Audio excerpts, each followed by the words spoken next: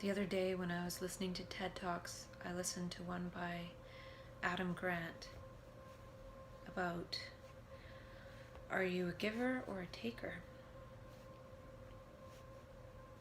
And he mentioned in the video about finding small ways to add large value to people's lives, such as connecting someone up with someone who can really support what they're doing. And I was thinking that I would like to find small ways to add large value to the life of my peers. And when I go to California, I'm taking the train, and I'm thinking of listening to some of my old videos and maybe attempting to extract some of the key points and maybe making a summary video or making a summary document or something like that, as a way to be able to add large value with something small. If it's like a one-page document or a quick video, and it's more large value as a small bit versus all of my conversations with myself are pretty long. And I'd be surprised if anyone watches a lot of it. And it could be good to do that because a lot of what I've said to myself just comes out spontaneously. So I never really had it written down, and I still don't. Some of it I have written down, but a good chunk comes out spontaneously. So it would be a way of harvesting my self-dialogue for the things that might be of value to people. And somebody could watch all the videos and find them themselves. So I'm not sure if I'll make a summary video or not, or it might be cool to make it into some kind of weekend retreat, something that is actually embodied and something, or maybe both. And even the self-dialogue with myself could be a large way to add value to my life, or it could be a large way to add value to the life of other people. I have no idea.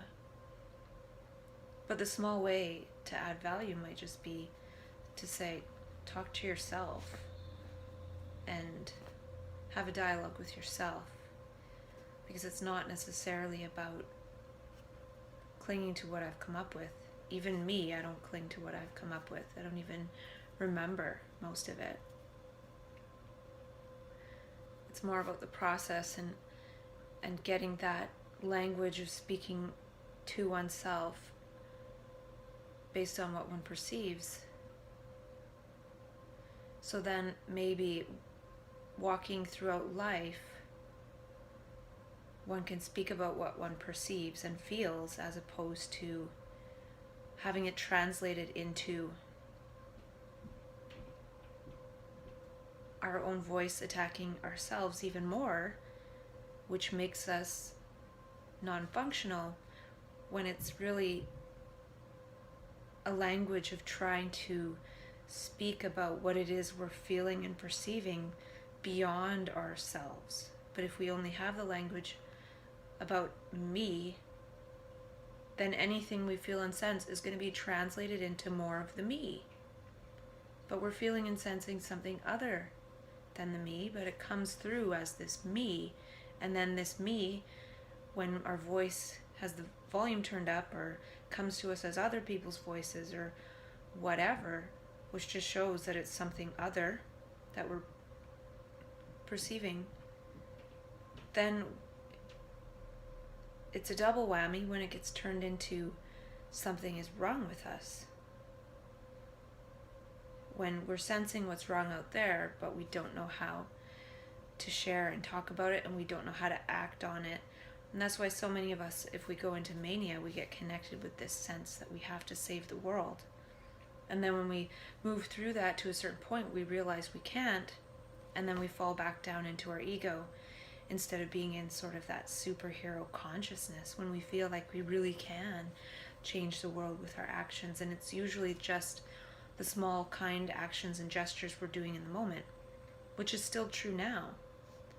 But for some reason, when we stop believing that we can affect the world and that we are sensitive to the world, then we go back to playing this ego, but it's a crushed version of it, because we were crushed from the way we were perceiving, which was other than the ego. And then when we have to come back to this ego perception, we don't really want that kind of perception, especially because when we do, we're still sensitive, but then those sensitivities are translated into the ego. When before, those sensitivities, when we're up in the higher states, are translated into action, are translated into gesture, are translated into spoken word of sharing with another or being there for another, or so many things. And the thing is that that state is completely non-habitual. So it's difficult to navigate forever. But we can still embody that and move towards that and realize that even though we're having these seemingly personal problems, it's not a personal problem. We're sensing more things which are translated into our own voice turned against us in something like anxiety or depression, or body sensations of anxiety and depression. We're feeling other energies and it's coming into our bodies. And we try to numb those sensations, but that's not going to fix the problem. This altruistic sense and this altruistic language and way of communicating and being and existing will change it. Just imagine that when we were in mania, we knew we could sense all of this stuff and we felt it, and we knew it felt magical and like love and ecstasy. And that was the increased sensitivity. Now imagine when we come down from that and we're at the bottom and we're in so-called depression. We still feel all of that, but now we've lost that capacity to be able to act and be one with it.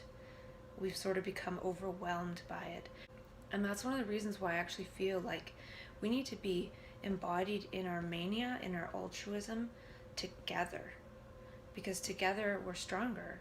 Because we can actually walk this out together. If it's just me walking out that path in an embodied mania,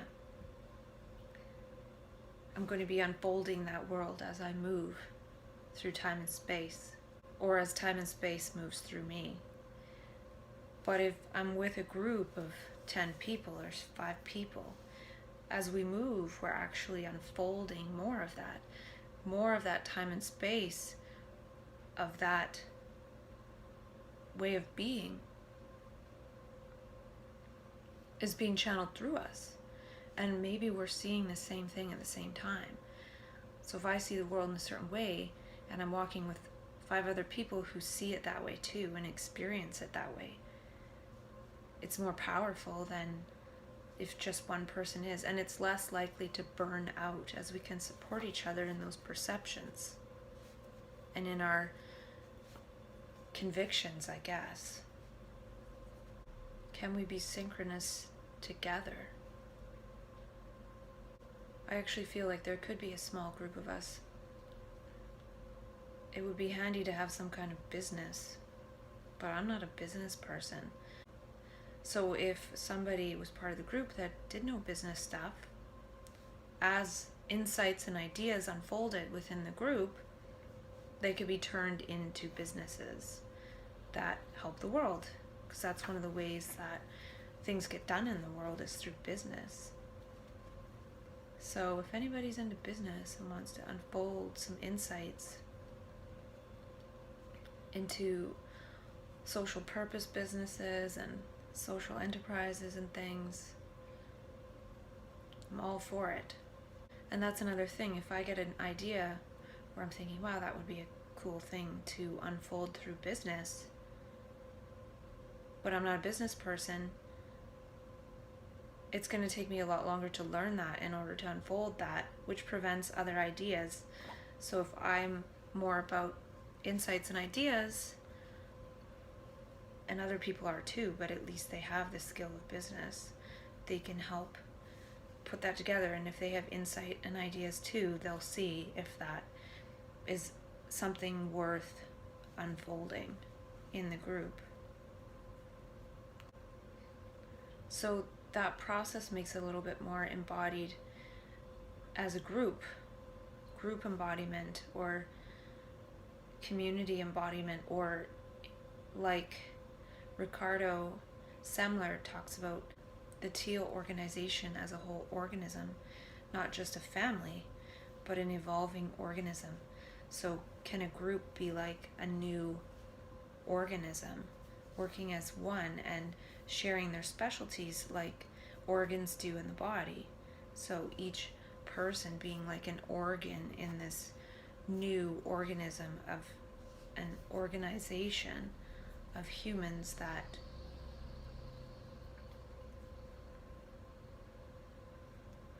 move about based on perception.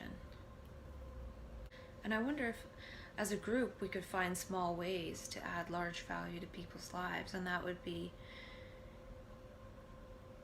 acknowledging that we do have gifts. So if we put our gifts together, can we use some of those gifts to help people, whether they're people like us or so-called normal people?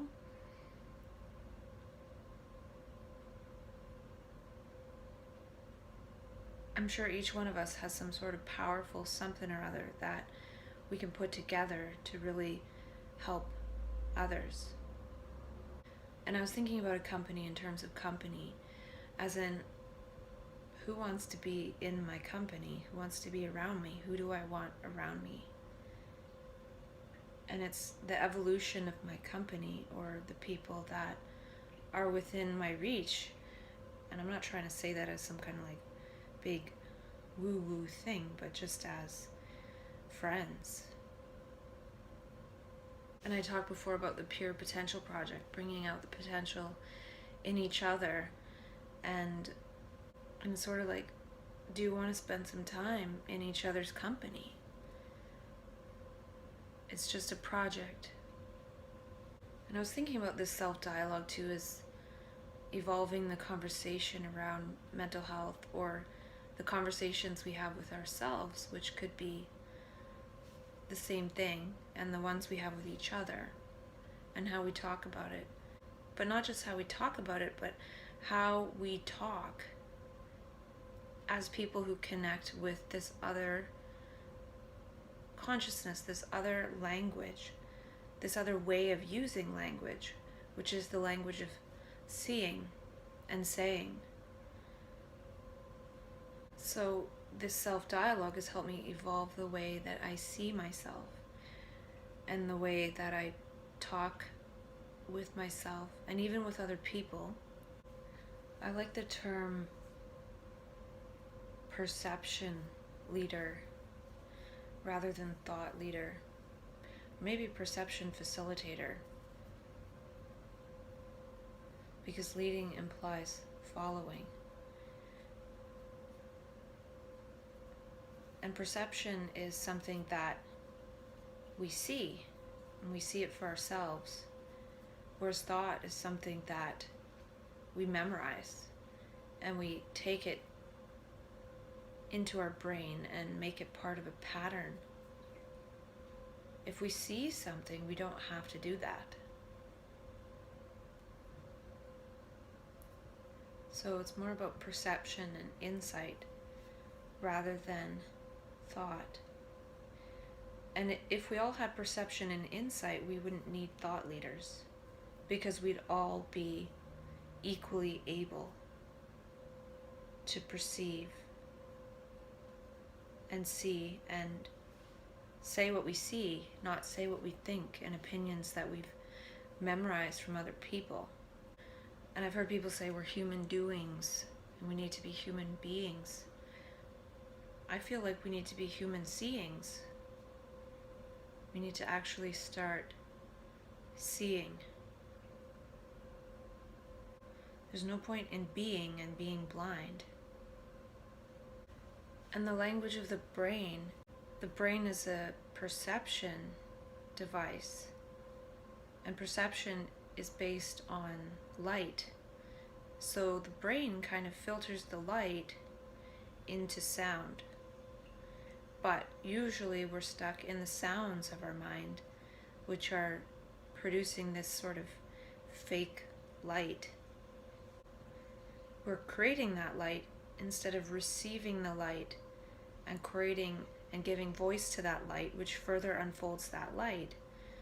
But if we're just stuck hearing our own sounds and creating this false light, the actual light is filtered through that false light, and we're not really seeing what's there, so we can't actually say what's there. We're not seeing the relationships of what's there. We're seeing our own judgments, which are sounds in our mind, which produce this false light, these images. And that's the division. It's division.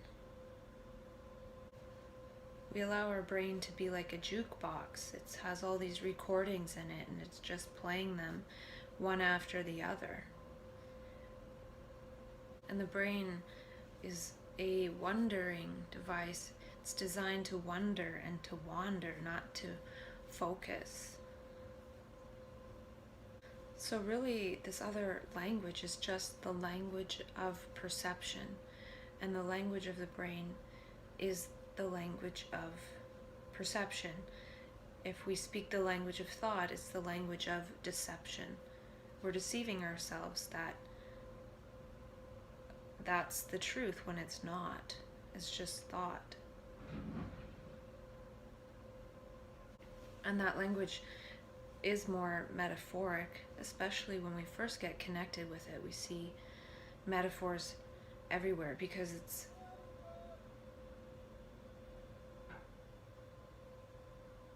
the language of relationship. This is like this. This is as that. I just heard something take a tumble. And it was actually this big icicle mass that I took a picture of earlier because I went outside because it's so beautiful with all the snow.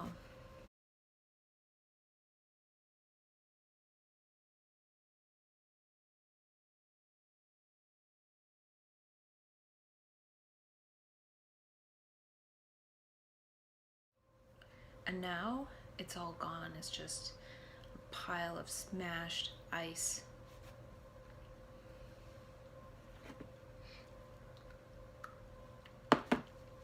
So the universe created that beautiful structure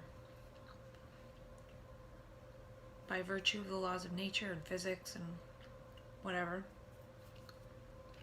And then it was just crushed and crashed. And I was thinking, I think my video blog, my video log, my video journal, my self-dialogue creates neurogenesis, at least for myself. But maybe it'll spark something in you.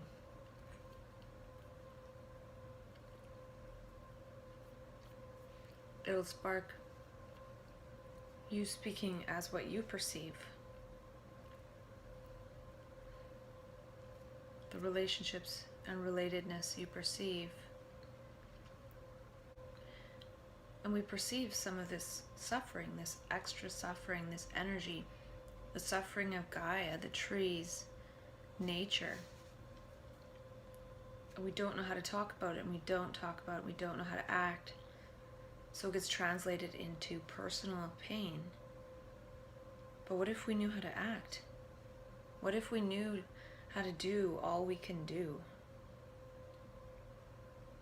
What if we could do the best we can?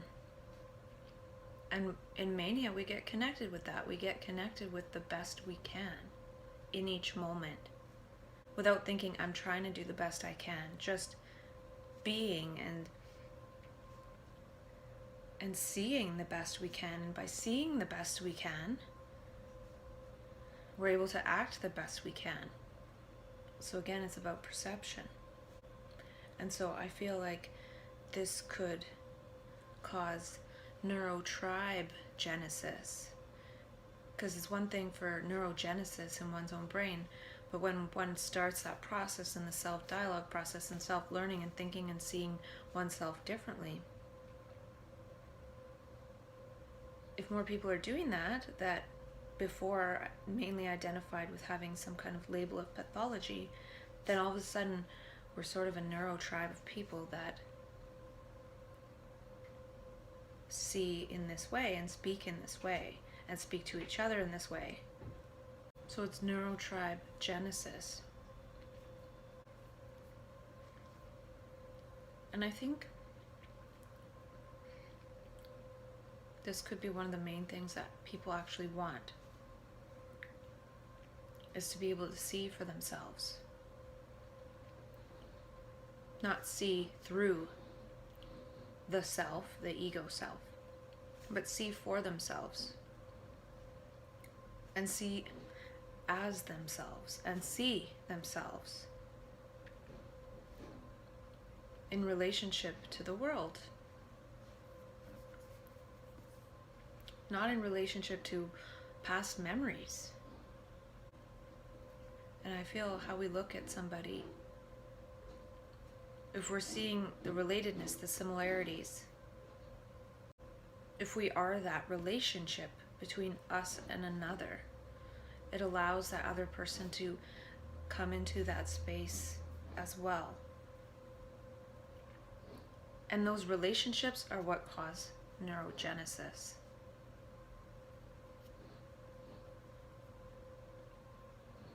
The neurogenesis of cooperation, which can only happen when we see the same thing.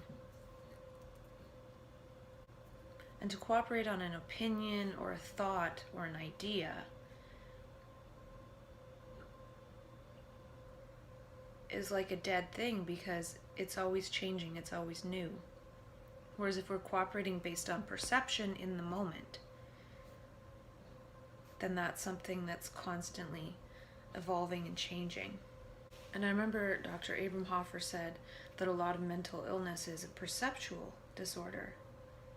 And I thought to myself, I don't know if I have a perceptual disorder or a perceptual problem, but sometimes I have a problem with what I perceive. And that makes it seem like it's my problem. Or it can create problems within me if I am not able to act on that problem, or at least share that. So for example, when I was working in mental health, I would have a problem with how clinicians would see the people I was supporting. I can tell how they're looking at them with a clinical eye, and I have a problem with that. But how can I say to the clinician, I have a problem with your clinical eye?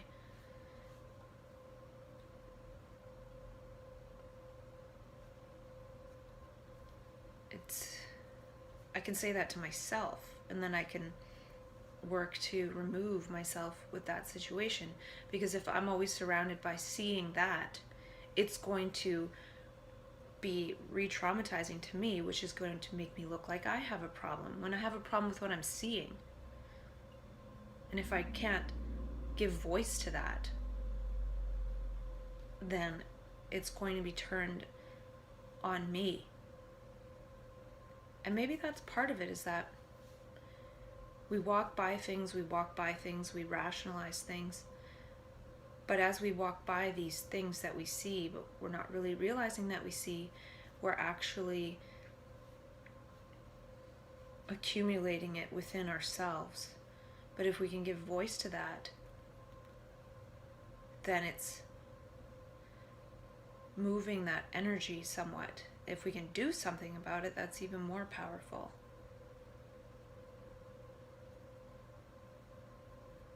And that could be why people in these altered states sometimes are saying all these strange things, because they're just saying what they perceive moment to moment. and just giving voice to it to sort of dissipate that energy, because they are perceiving things moment to moment. And normally, we're not perceiving moment to moment, we're listening to our ego talk in our head. So when we switch to this other mode of perception, we're saying out loud that which we see in the moment, or something related to it, but not exactly what we see in the moment, because we're not used to speaking based on seeing in the moment. We're used to speaking based on waiting for the right abstraction, the most clever abstraction that we can associate with while we're listening to someone else talk, come up into consciousness, and holding on to that until it's our turn to speak, and then we say it. If we can perceive in the moment, we don't need to do that. And when we do, and we're walking down the street and we first get acquainted with this, we're saying strange stuff. But really, we have to learn to speak based on perception. And when we first get acquainted with it, some of it's mixed in with our own crap. And then it can be scary as well. And we're saying things of our own crap too. So again, it's a different way to use language. We're not being used by language. We're using language in a creative way, even if it seems somewhat out there. And the thing is too, that if we're walking around perceiving in the moment, and then there's a perception in the moment that we decide to cling on to and believe, well, then we can get stuck in that. And it's possible that people can get lost in certain beliefs of the perceptions they have, when really this perceptual process is infinite and always changing. And it's very important to not believe any of it and release it and not remember any of it, because that's the only thing that keeps it going, is not trying to remember and not trying to make it into a clever ego thing, because the ego saves things for cleverness. But the thing with the perception is that it's always new, creative, and it'll always be surprising, even to the one who is perceiving and speaking. So when one speaks as perception, you're surprised by what you say. And that's truly creative. Just like a painter will paint something and be sort of surprised by it, if it happens organically, creatively. So this perception is a creative act. So remember, the light coming from your eye causes brain growth or atrophy in the other. It can cause neurogenesis, or the neurons to degrade.